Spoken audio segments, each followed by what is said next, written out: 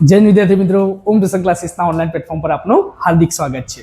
તો વિદ્યાર્થી મિત્રો, ફરી આપણે ધોરણ 10 માટે એક સરસ મજાનો વિડીયો લઈને આવ્યા છીએ, જેમાં આપણે જોવાનું છે ચેપ્ટર નંબર 3. ચેપ્ટર નંબર 3 આપણું કયું છે વિદ્યાર્થી મિત્રો? તો કે દ્વિચલ સુરેખ સમીકરણ યુગ્મ રહેલું છે. દ્વિચલ સુરેખ સમીકરણ. દ્વિચલનો મતલબ આપણને ખબર પડવી જોઈએ. ટોટલ કેટલા ચલો રહેલા હશે આપણા સમીકરણમાં? 2 ચલો રહેલા હશે.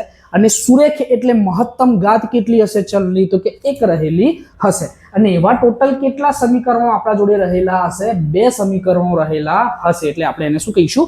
યુગ્મ તરીકે ઓળખીશું.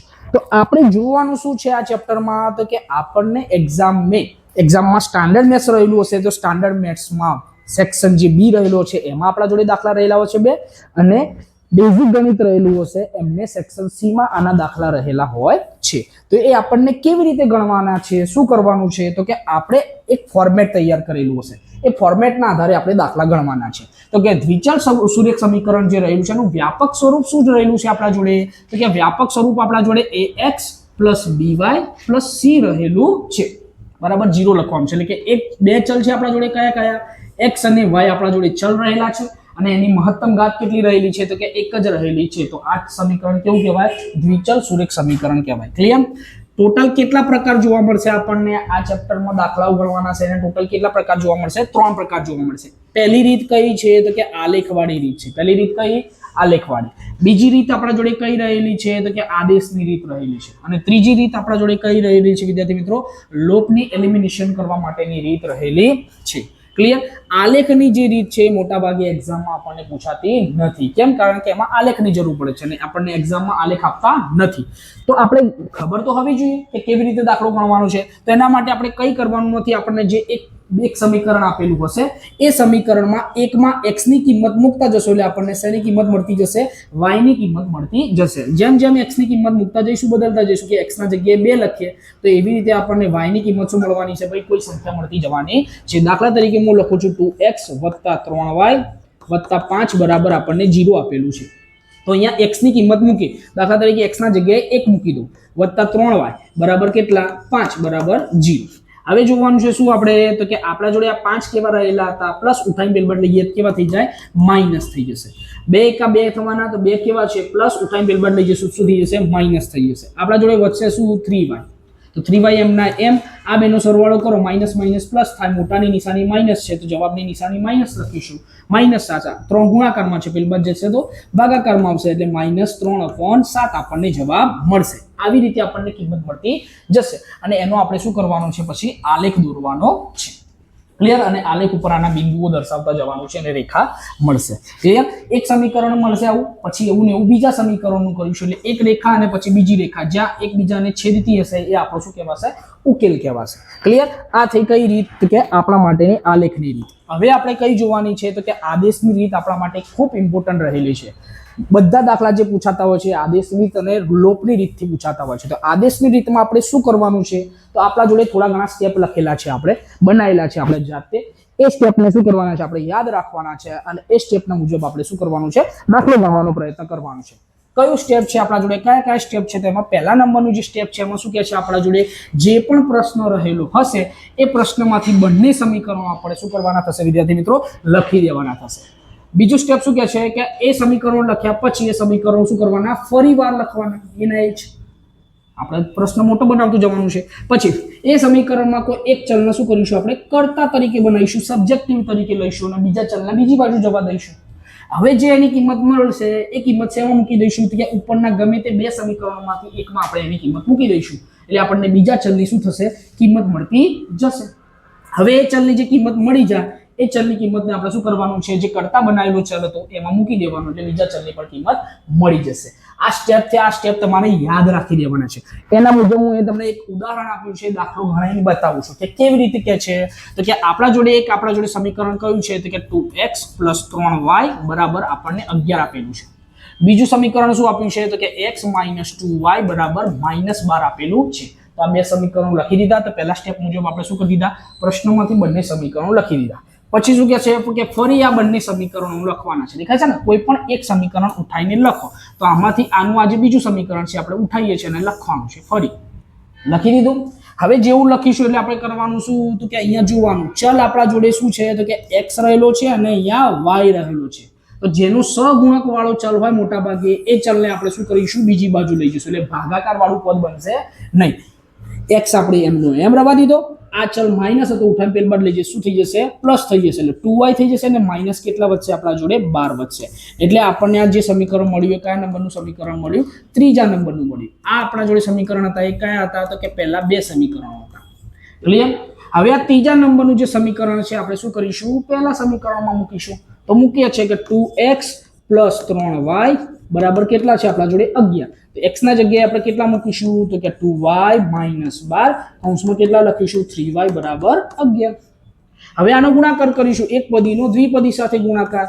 4 2 દુ કેટલા થવાના 4 અને 12 દુ કેટલા થવાના 24 એ લખી દીધા. જોડે કેટલા વધ્યા છે આપણા જોડે 3y બરાબર 11. હવે સરવાળો કરવાનો કે આ 4 પ્લસ છે અને આ 3 પણ કેવા છે પ્લસ છે. તો 3 ના 4 કેટલા થવાના 7y થવાના અને 7y માંથી કેટલા y બાદ કરવાના છે હજુ 2y બાદ કરવાના છે. તો 2y બાદ કરી દો એટલે કેટલા થઈ જાય 5y બરાબર કેટલા 11. તો y ની કિંમત આપણને શું મળી 11/5 મળી. y ની કિંમત શું મળે છે 11/5. હવે આ જે y ની કિંમત મળી ગઈ છે અને નંબર શું આપી દઈશું આપણે 4 નંબર આપી દઈશું. હવે એક y ની કિંમત મળી આપણને x ની કિંમત શોધવાની બાકી છે. તો x ની કિંમત ક્યાં શોધીશું તો કે કરતા બનાવે તો આપણે ચલ જુઓ x વાળું એમાં મૂકી દઈશું એટલે લખીશું શું આપણે તો કે જે ચલ બનાવ્યો તો કરતા સ્વરૂપે એનું સમીકરણ લખવાનું એટલે કે ચોથાની કિંમત ત્રીજામાં મૂકતા x બરાબર આપણા જોડે શું છે 2y - 12 રહેલા છે. તો અહીંયા y ના જગ્યાએ આપણે કેટલા લખીશું તો કે 11/5 લખીશું અને 12 એમના એમ. હવે ગુણાકાર 11 દુ કેટલા થવાના 22 નીચે કેટલા વધવાના 5. સરવાળો બાદબાકી ક્યારે થાય જ્યારે છેદ સરખા હોય. તો એનો મતલબ અહીંયા 12 ના નીચે કશું નથી એનો મતલબ શું હોય 1. શું આ બંનેના છેદ સરખા છે તો કે ના છેદ સરખા નથી. તો શું કરવું પડશે છેદ સરખા કરવા માટે ઉપર નીચે 5 વડે ગુણવું પડશે. જેવું ગુણ્યું એટલે આપણને ઉપર કેટલા મળશે 22 નીચે કેટલા મળશે 5. 5 એકા નીચે કેટલા થવાના 5 અને 12 પંચે કેટલા થવાના 60. નીચે કોમન કેટલા આયા આપણા જોડે 5. હવે 22 માંથી કેટલા બાદ કરવાના છે તો કે 60 બાદ કરવાના છે. જેની બાદ બાકી કરીશું એટલે 20 બાદ કરો. 20 બાદ કરો એટલે કેટલા વધશે 40 અને એમાંથી 2 બાદ કરી દો એટલે કેટલા મળી જાય 38. 38 ભાગ્યા કેટલા મળવાના 5 એટલે આપણને શું મળી જશે x ની કિંમત મળી જશે. તો આ પેટર્ન જે રહેલી છે ફોર્મેટ ફોલો કરવાનું છે. શું કરી દીધું તો કે બે સમીકરણો લખવાના હતા. એ બે સમીકરણો લખાઈ જાય એમાંથી એક સમીકરણ ફરી લખવાનું બંનેમાંથી ગમે તે તમારી ઈચ્છા થાય. એમાંથી એક ચલને શું કરવાનું આપણે કરતા બનાવવાનું. કરતા બનાવ્યા પછી એને સમીકરણ નંબર કયું આપી દેવાનું 3 નંબર આપી દેવાનું. પતી ગયું. હવે શું કરવાનું હતું કે આ 3 ની કિંમત ગમે તે એક ઉપરના જે બંને સમીકરણ છે એમાં મૂકવાની હતી. તો મેં શું કર્યું 3 ની કિંમત 1 માં મૂકી. જેવી 3 ની કિંમત 1 માં મૂકી એટલે મને શું મળ્યું તો કે બીજા ચલની કિંમત મળી ગઈ. y ની કિંમત મળી છે. એના નંબર શું આપી દીધું આપણે 4. હવે 4 ની કિંમત ફરી શેમાં મૂકીશું કરતા બનાવેલા ચલમાં. ત્રીજા નંબરના સમીકરણ મૂકો અને જવાબ લાવી દો. ક્લિયર છે. એકદમ ઈઝી વસ્તુ છે. ખાલી આ પેટર્ન શું કરવાની છે યાદ રાખવાની છે. આખો દાખલો આપણને યાદ રહી જશે. હવે નેક્સ્ટ આપણા જોડે કઈ વસ્તુ રહેલી છે તો કે લોપની રીત રહેલી છે. તો લોપની રીતમાં આપણે શું કરવાનું છે તો કે એના માટે પણ આપણે સ્ટેપ બનાવેલા છે. સેમ એની વસ્તુ કે આપણને જે પ્રશ્નમાં સમીકરણ આપેલા હશે એ બંને સમીકરણો લખીશું. એ સમીકરણો લખાઈ જાય પછી શું કરીશું તો કે એનો એક ચલ બંને સમીકરણો ફરી લખી અને ફરી લખ્યા પછી એક ચલને શું કરીશું આપણે સમાન કરીશું. હવે બંને ચલ સમાન થઈ જાય પછી શું કરવાનું છે આપણે લોપ કરવાનું છે અને કટ કરવાનું છે. કટ કરી દઈશું એટલે આપણને ગમે તે એક ચલની કિંમત મળશે અને એ ચલની કિંમત મળી જાય એટલે શેમાં મૂકી દેવાની બીજા ચલની સમીકરણ જે આપણા જોડે ઉપરના રહેલા હતા એમાં મૂકી દેવાની એટલે આપણને ચલની કિંમત મળી જાય. આ સ્ટેપ તમે લોકો શું કરી દેજો વાંચી લેજો. સ્ક્રીનશોટ લેવો હોય તો સ્ક્રીનશોટ લઈ લેજો. ગમે તે તમારે જે કરવું હોય કરી દેજો.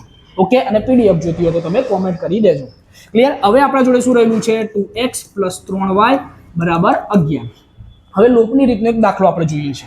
સેમ ઇન્વર્સ ક્વેશ્ચન આપણે રવા દીધેલો છે. અહીંયા આપણા જોડે કેટલા છે x - 2y બરાબર કેટલા રહેલા છે 12. તો બંને સમીકરણો પહેલા લખી દીધા. લખાઈ જાય પછી શું જોવાનું તો કે ગમે તે એક ચલ સરખું કરવું છે. મારો કયો ચલ સરખું કરવો છે હાલ એવું સમજી લો કે x કરવું છે. y કરવો હોય તો y પણ કરાય. જે કરવું હોય એ કરવાનું. ક્લિયર. તો આપણે અત્યારે હાલ તમને ઈઝી પડે એ પ્રમાણે આપણે કેમ જઈએ છીએ તો કે પહેલો જ ચલ છે સમાન કરીએ. દાખલા તરીકે અહીં કેટલા લખેલા છે ચલના જોડે 2 લખેલા છે. તો અહીંયા 2 લાવવા માટે આખા સમીકરણને કેટલા વડે ગુણવું પડશે 2 વડે. તો અહીંયા આખા નીચે વાળું જે સમીકરણ છે એનો નંબર આપી દો શું 2 અને ઉપરવાળો નંબર શું આપી દો 1. શું લખીશું સમીકરણ 2 ને 2 વડે ગુણતા. સમીકરણ 2 ને 2 વડે ગુણ્યા એટલે આપણને શું મળશે તો કે 2x - 2 દુ 4 અને 12 દુ ને કેટલા થઈ જવાના 24. આ લખી દીધું. હવે જોડે જે આપણા જોડે પહેલું સમીકરણ હતું એ સમીકરણ લખીશું ફરીથી તો કે 2x + 3y બરાબર કેટલા 11.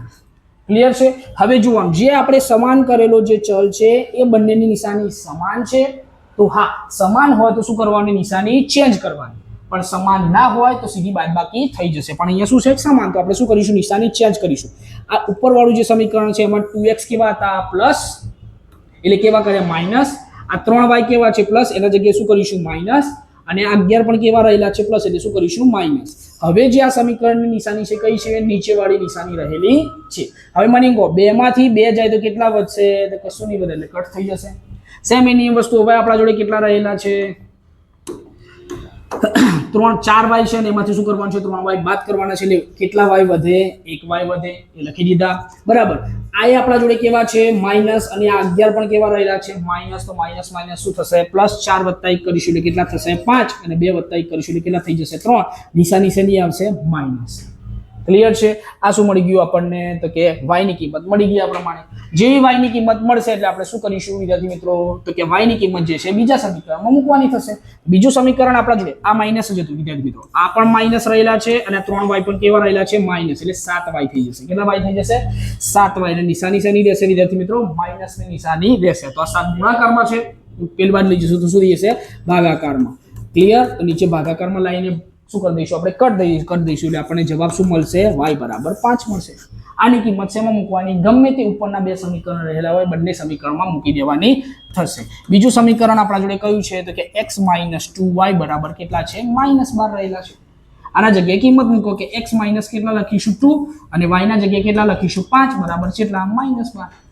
હવે ગુણાકાર કરો 5 દૂને કેટલા થવાના છે 10 બરાબર કેટલા -12. આ પ્લસ છે ઉઠાઈ પેલ બાદ લઈ જાવ શું થઈ જવાનું માઇનસ, તો -12 + 10 કરો એટલે જવાબ શું મળવાનું છે આપણને તો -2 મળવાનો છે. આ પ્રમાણેની પેટર્ન છે. ખાલી પેટર્ન યાદ રાખવાની છે કે શું કર્યું આપણે તો કે કોઈ પણ દાખલો પૂછાય એ દાખલામાં આપણે શું કરવાનું હોય છે તો કે ફોર્મેટ યાદ રાખવાનું હોય છે. એ ફોર્મેટ જો પકડી લીધું તો કોઈ પણ દાખલો છે એમાં આપણને તકલીફ પડશે નહીં. શું ફોર્મેટમાં હતું તો કે આટલા મુદ્દા યાદ રાખવાના છે.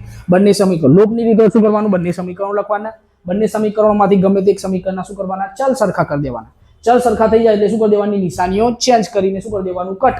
નિશાની ચેન્જ કરીને કટ કરશો એટલે આપણને ગમે તે એક ચલની કિંમત મળશે અને ચલની કિંમત મળી જાય એ ચલની કિંમત શેમાં મૂકી દઈશું આપણે બીજા ચલની કિંમતમાં બીજા સમીકરણ જે ઉપરના બે રહેલા હતા એમાં મૂકી દઈશું એટલે સેકન્ડ જે ચલ આપણું રહેલું હતું એની કિંમત પણ મળી જશે. તો વિદ્યાર્થી મિત્રો આ તો આપણા માટેનો શું ખૂબ જ મહત્વનો ટોપિક જે આપણને એક્ઝામમાં 3 માર્કમાં પણ પૂછાય છે અને સ્ટાન્ડર્ડ મેથ્સ વાળાને 2 માર્ક્સમાં પૂછાય છે આવા બે દાખલા. તો વિદ્યાર્થી મિત્રો જો આપનો વિડીયો પસંદ આવ્યો તો વિડીયોને લાઇક શેર અને સબસ્ક્રાઇબ કરવાનું ભૂલવાનું થતું નથી. ફરી મળીશું એક નવા વિડીયો સાથે. ત્યાં સુધી જય હિન્દ જય ભારત.